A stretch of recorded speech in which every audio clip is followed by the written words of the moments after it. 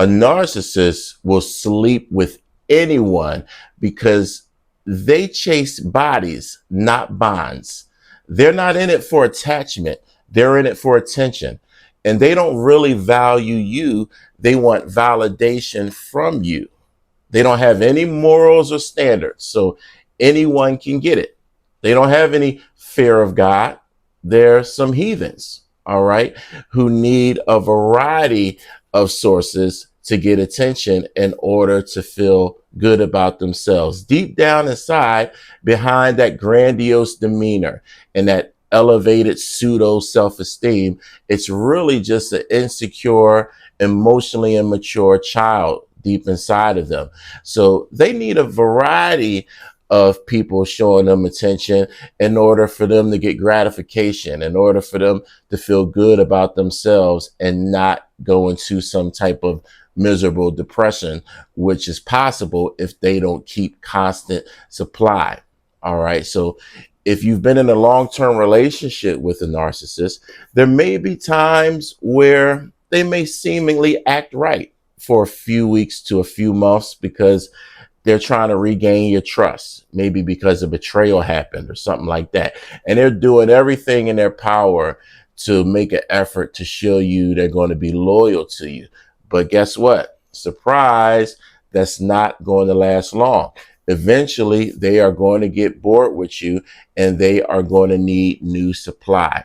This is called intermittent reinforcement, when they start behaving themselves for a little bit, just to try and win your trust back over again so that they can start grooming new supply or speaking secretly to a variety of people. Okay. Narcissists need lots of attention and admiration in order to live life. Attention is their oxygen.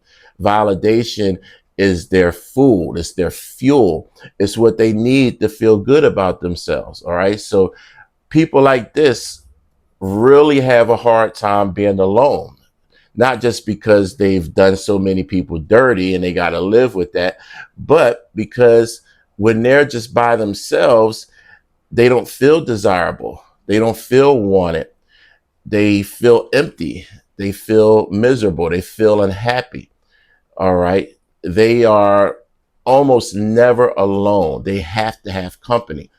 And even though they will weaponize sex against you in order to get you on the hook, in order to addict you to themselves, they're really not obsessed with having sex. All right. They're obsessed with having control over you. They're not in it for a connection. They're in it for control. They're not in it for some type of purpose. They're in it for power. All right. So if you've been with one romantically, you know they can be very uninhibited when it comes to the bedroom. And this is because they are doing whatever it takes to get you on the hook. They're doing whatever it takes to get you addicted to themselves. All right. And it's not uncommon, since they're so uninhibited, it's not uncommon for them to even be with the same sex at times. And when you think about that, you know, that type of relationship, someone being with the same sex, you would say that they're gay. And technically, you know, most people on a social economical level would say, yeah, they're gay if they're, you know, with the same sex. But narcissists don't really look at it like that. Even if they're with the same sex, it's still an act of control. All right. It's still the gratification they get from another man, for instance, dropping down on their knees for them. To them, it's not a desirable act of pleasure. It is an act of power to get somebody to do that. And I'm not justifying this type of behavior. I'm just giving you an understanding of what you are really dealing with. And another symptom and behavior of narcissists is that they're very impulsive and they are extreme risk takers. So narcissists, they don't really protect themselves that often, because remember, they have very low empathy. They don't really care about you. They don't care about any relatives. They don't care about the kids. They don't really care about themselves. All right. This is part of the problem. They're not able to genuinely love anybody, and that includes themselves. So they take a lot of risks. All right. And I've worked with a lot of people over the last few years that are recovering from toxic relationships like this. And a lot of them have gotten gifts from the narcissist. A lot of them have gotten STDs from the narcissist because these narcissists take chances. So when they're out there betraying you, when they're out there cheating, oftentimes and most of the time, they're probably not even using protection because guess what? They don't really care about anything except for their image. Keep that in mind. How can someone care about you if they don't really care about themselves?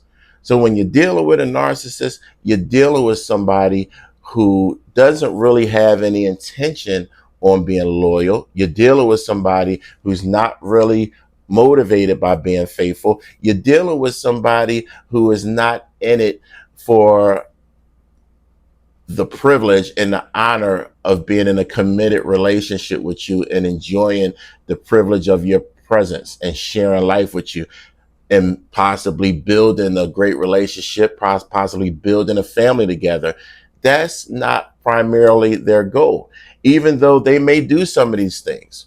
And that's what boggles your head. That's what gets you confused. Like, if they don't genuinely love me, why did they get married to me? Why did they have a baby with me? Why did they do certain things for me? Why did they stay in a relationship so long?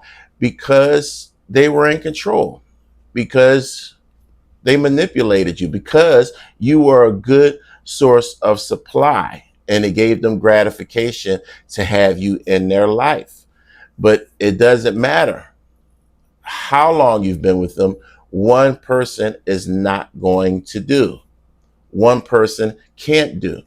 Narcissists are always leading a double life. Therefore, you're always at least in a threesome when you're dealing with a narcissist. All right. They're not establishing or having any type of emotional attachments with any of the people they deal with. So when you're with a narcissist, you're not really their mate. You're not really their girlfriend or their boyfriend. You're kind of just a regular. You're a regular in their life. All right. You're not really the one for them. You're just having your turn. And narcissists are kind of like a doorknob. Anybody can get a turn. Anybody can have access to them because they don't have any boundaries. They don't have any standards. If you're somebody that will make them feel good about themselves, if you're somebody that they can perceive will be useful in their lives, you can get it and you can have access to them. But just keep in mind, the person that you fell in love with in the beginning doesn't really exist. They studied you so they can give you the impression that they're the perfect ideal person for you, but that person you met doesn't really exist. So this may be helpful for you because if you look at it from that angle, from that perspective, you really weren't in love because the person you loved really doesn't exist.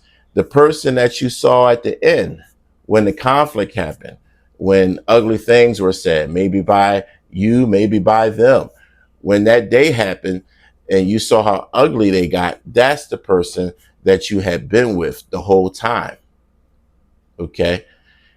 You weren't in love with your soulmate. You were attached to an abuser. It's so important